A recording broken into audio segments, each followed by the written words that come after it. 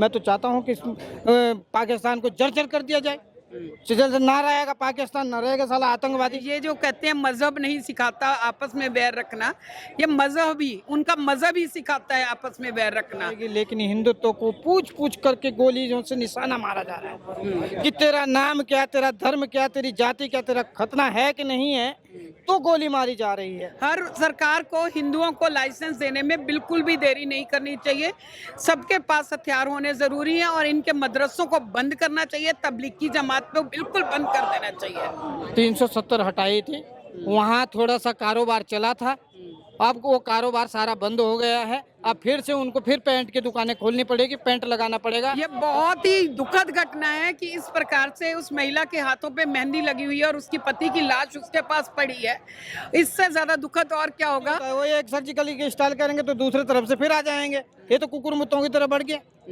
इनको तो जड़ से खत्म करना है, तभी जा करके आगे होगा, नहीं तो नहीं होगा। ऐसे तो होते रहेगा। आज हमने कैंडल मार्च निकाला, कल फिर परसों और हो जाएगा, फिर कैंडल मार्च निकाल, हम कब तक निकालते रहेंगे भाई। ये जो कल की घटना हुई है कायरतापूर्ण कह सकते हैं एक तरह से, कि सिर्फ जो आदमी है उनको गोली मारी गई, औरतों को यह कह के छोड़ दिया गया कि तुम अपनी सरकार को बताओ कि हमने क्या किया यहाँ पर। ये कायरता पूर्ण से भी अधिक है। जितनी निंदा करी जाए उतनी कम है। सरकारें तो मौन है, सरकारें आएगी जाएगी, लेकिन हिंदुत्व को पूछ पूछ करके गोलियों से निशाना मारा जा रहा है कि तेरा नाम क्या, तेरा धर्म क्या, तेरी जाति क्या, तेरा खतना है कि नहीं है, तो गोली मारी जा रही है। तो ऐसे लोगों को ये सब क्या कहते हैं, ये प्यादे हैं जो आते हैं, लेकिन मेन जो जड़ है वहाँ एक वार करना चाहिए ताकि जड़ से खत्म हो जाए। मैं तो चाहता हूँ कि पाकिस्तान को जर्जर कर दिया जाए। जल्द ना रहेगा पाकिस्तान, ना रहेगा साला आतंकवादी, बस जड़ खत्म कर देनी चाहिए। नहीं, उस पर तो बहुत पहले भी काम कर दिया गया है। सर्जिकल स्टाइल से कुछ नहीं होता है। वो एक सर्जिकली की स्टाइल करेंगे तो दूसरी तरफ से फिर आ जाएंगे। ये तो कुकुर मुत्तों की तरह बढ़ गया। इनको तो जड़ से खत्म करना है, तभी जा करके आगे होगा, नहीं तो नहीं होगा। ऐसे तो होते रहेगा। आज हमने कैंडल मार्च निकाला, कल फिर परसों और हो जाएगा, फिर कैंडल मार्च निकाल, हम कब तक निकालते रहेंगे भाई। हमारे उत्तराखंड में इतने तादाद में हो गए हैं कि उत्तराखंड खतरे में आ गया। सबसे ज्यादा इनकी क्या कहते हैं जनसंख्या हो गई है। चाहे बन गुजर हो, चाहे गुजरों के बाप हो।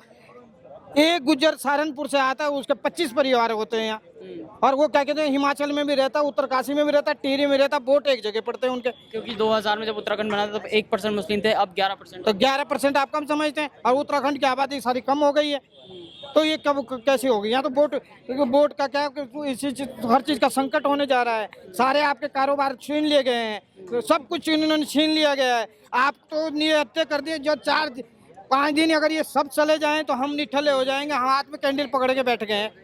हम कुछ नहीं करते हैं। मिस्त्री का काम ये करते हैं, बढ़ई का काम ये करते हैं, दर्जी का काम ये करते हैं, नाई का काम ये करते हैं। हमारा तो सब्जी वाला भी नहीं कोई। हम तो भूखे मर जाएंगे। तो इसलिए हमें सोचना पड़ेगा, हर उत्तराखंडी को सोचना पड़ेगा कि कहाँ से हमें इनके चोट मारनी है। नहीं तो ये हमें कल के दिन ये हमको पीस देंगे। उनका जो क्या कहते हैं, वो क्या नाम है उसका, उसने बोला जहाँ भी काफिर मिले उसको मारो। जहाँ इन जनसंख्या, अभी वर्मा जी ने बोला, जहाँ इनकी जनसंख्या ज्यादा हो गई ना, वहाँ तुम्हारा कत्लेआम करना ही करना है। वो तो एक आदमी आता है आपके बगल में दुकान ले लेता, तीसरा आता नाई के ले लेता, चौथा आता घड़ी वाच हो जाता, तीसरा आता नाई बन जाता, और जनसंख्या ज्यादा हो जाती, तुम्हारी दुकानें खाली हो जाती है। तो ये सब चीजों की निंदा होनी चाहिए। अच्छा, क्या कहेंगे कि जो कल हादसा हुआ है, सिर्फ तीर्थ स्थल पर ही ऐसे जो कायरतापूर्ण कार्य है वो किए जाते हैं। अभी अमरनाथ की आते हैं, वो वैष्णो देवी। अभी 370 हटाई थी, वहाँ थोड़ा सा कारोबार चला था, अब वो कारोबार सारा बंद हो गया है। अब फिर से उनको फिर पेंट की दुकानें खोलनी पड़ेगी, पेंट लगाना पड़ेगा। कश्मीर बंद हो जाएगा, वहाँ की क्या कहते हैं धार्मिक स्थल भी बंद हो जाएंगे और पर्यटक स्थल भी बंद हो जाएंगे। और यही हाल हमारे, अगर हम नहीं जागे तो यही हाल हमारे उत्तराखंड का भी होने वाला है। हमारे बद्रीनाथ केदारनाथ तक इनकी दुकानें चलती है और हमें वहाँ नाम पूछ करके मारा जाता है। कल जो हमला हुआ है एक कायरतापूर्ण हमला कह सकते हैं, उसके बारे में क्या कहेंगे। वो कायरतापूर्ण नहीं, वो बहुत ज़्यादा एक निंदनीय घटना हुई है। उन लोगों ने जिस प्रकार आतंकवाद मचाया है, और इस प्रकार से इससे दुखद घटना भारत में और क्या होगी, और कि नाम पूछ के गोली चलाई जाए। किस तरह से उन्होंने ये बोल दिया। ये जो कहते हैं मजहब नहीं सिखाता आपस में बैर रखना, ये मजहब ही, उनका मजहब ही सिखाता है आपस में बैर रखना। हिंदुओं का धर्म है, वो कहता है कि आप सारा सबका भला हो, सबका भला हो। पर अब अपनी आत्मरक्षा हम लोगों को खुद करनी होगी। हर सरकार को हिंदुओं को लाइसेंस देने में बिल्कुल भी देरी नहीं करनी चाहिए। सबके पास हथियार होने ज़रूरी हैं और इनके मदरसों को बंद करना चाहिए, तबलीगी जमात को बिल्कुल बंद कर देना चाहिए और इन लोगों को यहाँ से निचलते करना चाहिए कि इनकी बिल्कुल हिम्मत ही नहीं होनी चाहिए कि कभी भी ये गोली तो क्या, ये कभी सिर उठा के भी देख सके। जिस तरह से कल दम पूछकर जो हमला किया गया और हमने भी देखा कि महिला है एक जिनकी 6 दिन पहले शादी हुई थी, हनीमून में गई थी, उनके सामने उनके पति को मार दिया गया, तो किस तरह का ये बहुत ही दुखद घटना है कि इस प्रकार से उस महिला के हाथों पे मेहंदी लगी हुई है और उसकी पति की लाश उसके पास पड़ी है। इससे ज़्यादा दुखद और क्या होगा। ये हम सबके लिए सोचने में विवश करता है कि किस प्रकार हम लोगों को उठकर खड़े होना है। ठीक है, हम कैंडल मार्च कर रहे हैं, इस तरह से हर किसी के हाथ में तलवारें होनी चाहिए, बंदूकें होनी चाहिए कि इस तरह की हरकत करने वाले 10 बार क्या 1000 बार सोचें और कर ही ना पाए। की घटना बहुत ही निंदनीय है, बहुत ही निंदनीय घटना है और अब हम इन कैंडल मार्च से काम नहीं चलेगा।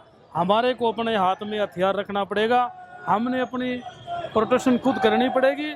लेकिन अब हम उनको हम ईंट का जवाब पत्थर से देंगे। अब हम हिंदू बैठने वाला नहीं है, ठीक है, हम हिंदू बैठने वाला बिल्कुल भी नहीं है, ठीक है। अब हम मुंह तोड़ बिल्कुल उसको जवाब देंगे पाकिस्तान को, क्योंकि इन्होंने बहुत ही घटना निंदनीय की है, बहुत निंदनीय घटना की है। इसके लिए बहुत आक्रोश है। कैंडल मार्च से कुछ नहीं होगा, अब हम हाथ में हथियार उठाएंगे।